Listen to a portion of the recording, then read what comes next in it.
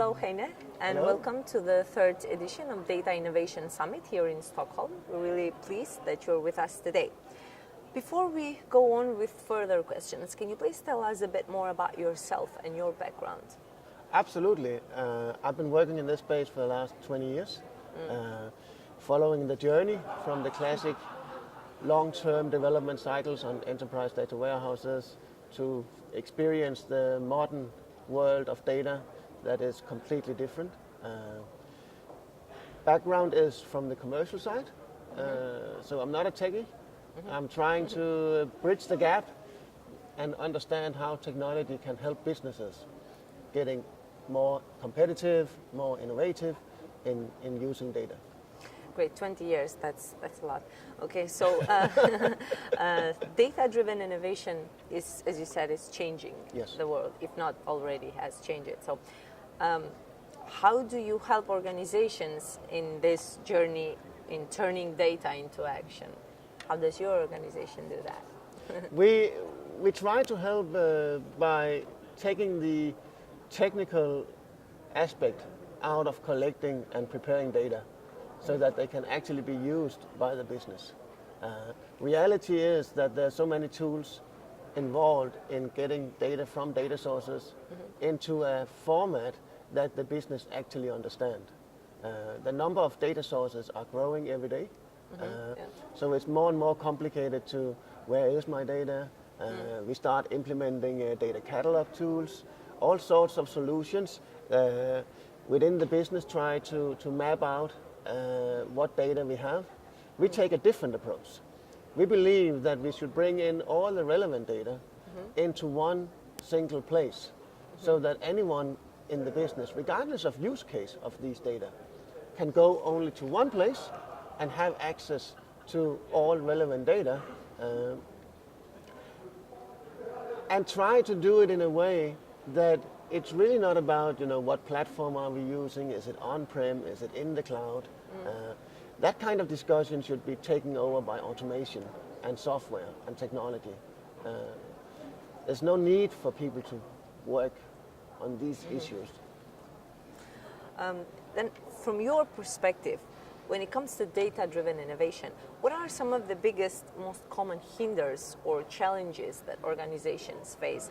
And on the other hand, what are the implications of if not solving these issues?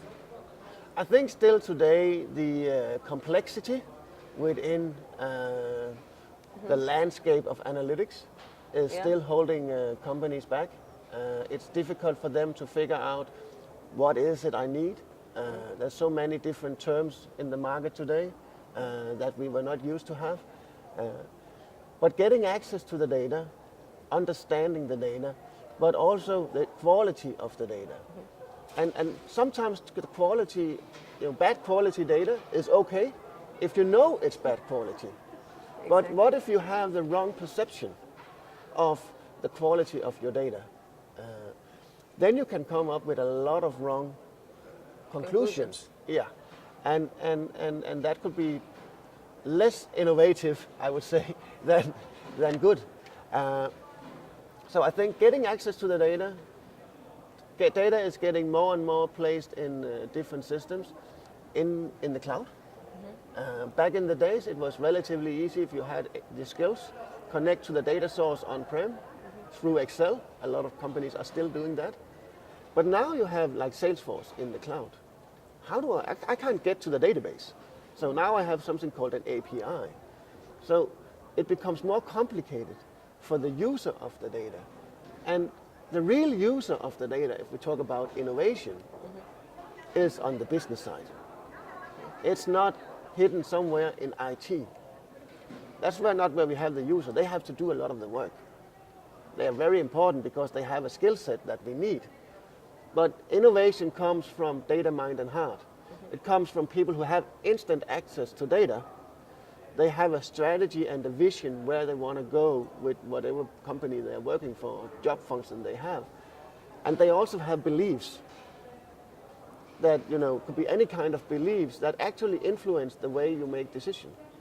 So data is one component, super important component, but it's only one component to really drive innovation I very often use the example that Nokia had all the information in the world.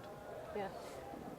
They could do all the marketing search. They had the biggest enterprise data warehouse. But somehow they did not invent the smartphone. Yeah. So data in itself was not enough. Exactly. They needed something else, something more.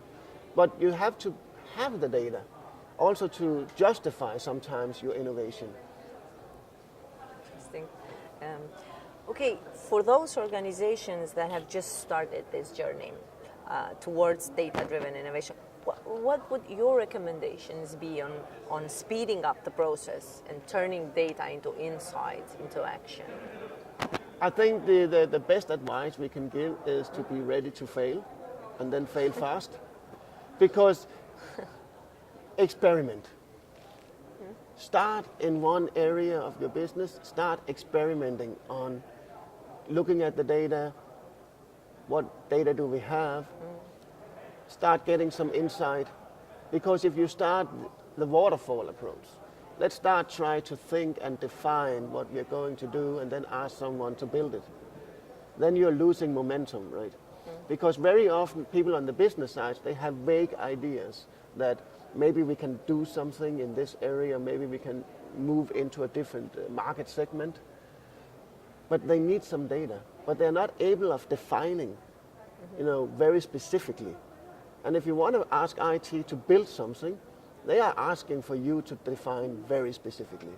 So go with the motion, with the self-service, find a way to build out a discovery hub or data hub where all the data is, and then start building out, experimenting.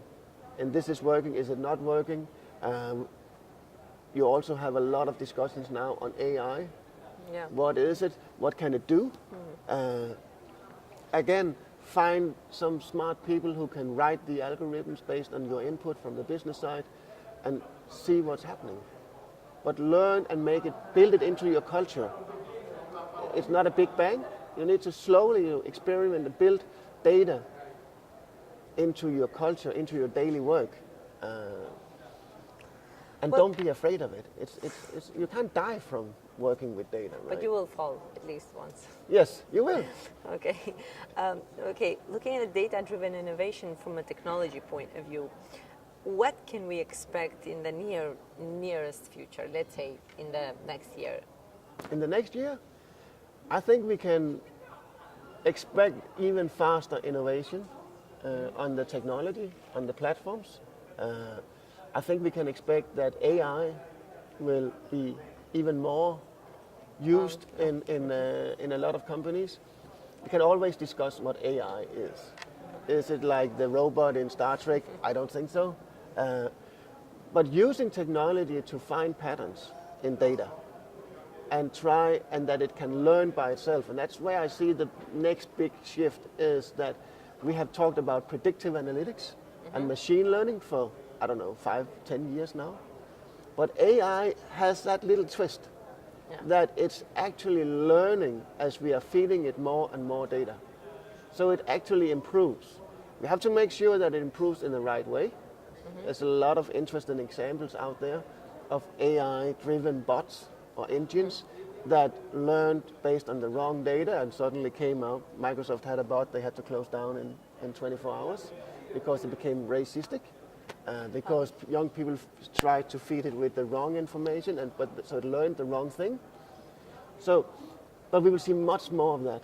People will start to really experiment, especially when it comes to the retail sector. Experiment with face recognition when people are coming in. That's also data, right? Coming into the store, okay, man, 45, we will show him this, we will guide him this, we will play this music. I think we will see data and AI being used in a completely different way that we very often will be hidden.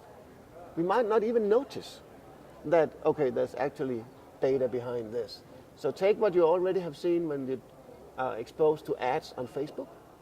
That's a machine running based on your post and your friends and what's going on.